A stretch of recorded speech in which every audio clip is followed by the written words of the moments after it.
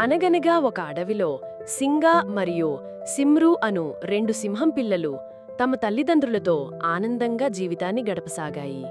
అవి చాలా చిన్నవి కాబట్టి ఒకటితో మరొకటి ఆడుకోవడం మరియు చిన్న చిన్న జంతువుల వంటి వాటిని చూసి అవి వాటి తోటి ఆడుకోవాలని ప్రయత్నిస్తూ ఉండేవి తప్ప వాటిని చంపాలన్న ఆలోచనగాని చంపి తినాలన్న ఊహగాని ఏమాత్రం ఉండేవి కాదు.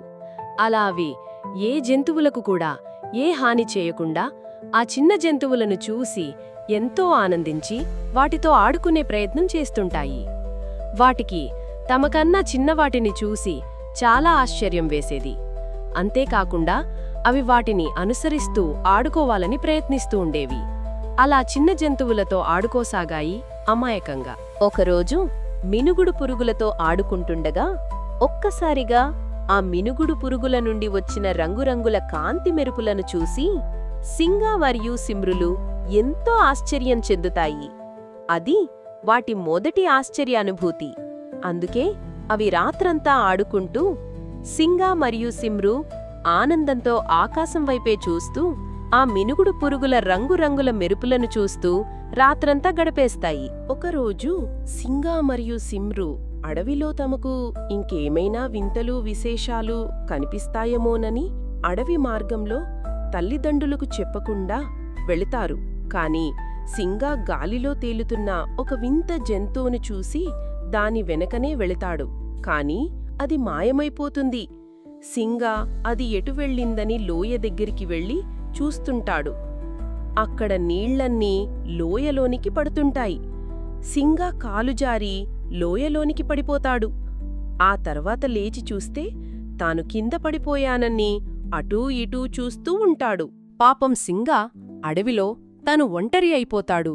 ఇంతలో సిమ్రు తండ్రి దగ్గరికి వచ్చి సింగా లోయలోనికి పడిపోయాడని చెబుతాడు. సింగా లేచి అటూ ఇటూ తిరుగుతుంటే సూర్యుడు వెళ్ళిపోగానే చీకటి కమ్మిసుకుంటది. రాత్రివేళ కావడంతో సింగాకి ఏం చెయ్యాలో అర్థం కాదు.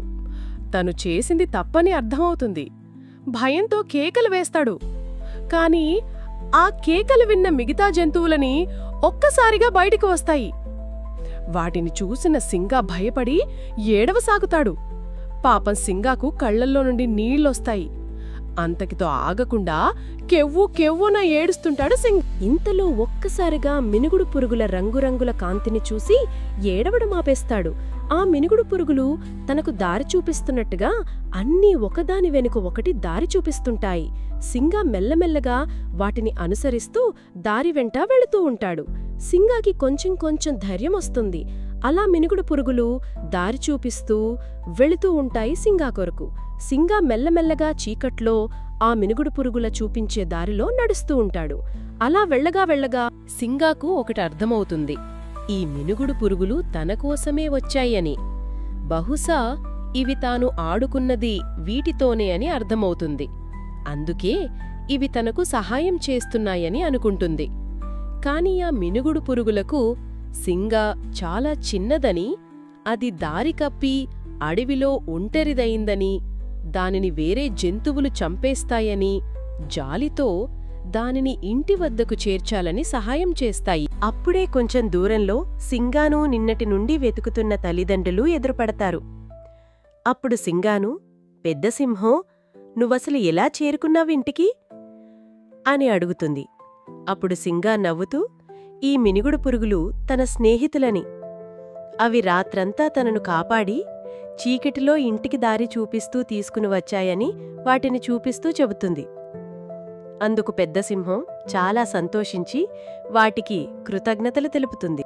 అప్పుడు ఆ మినుకుడు పురుగులు సింహం మాటలు విని ఎంతో సంతోషించి ఆకాశంలోనికి ఒక్కసారిగా మొత్తం సమూహం రంగురంగుల కాంతులు వెదజల్లుతూ ఆకాశంలోకి ఎగిరి తమ ఇంటికి వెళ్ళిపోతాయి. అప్పటినుండి సింగా మరియు సిమ్రులు తల్లిదండ్రులను విడిచి వెళ్లకూడదని నిర్ణయించుకుంటాయి. పెద్ద సింహాలు కూడా దగ్గరుండి అన్ని ప్రదేశాలను చూపిస్తూ ఉంటాయి. అప్పుడు చిన్న సింహాలు తల్లిదండ్రులకు చెప్పకుండా వెళ్లమని, తమ తప్పు తెలిసింది అని, మళ్లీ ఇలాంటి తప్పు చేయమని మాటిస్తాయి. అందుకే పిల్లలు, మనం ఎప్పుడూ పెద్దల మాట వినాలి అనేది ఈ కథ మనకు నేర్పిస్తుంది.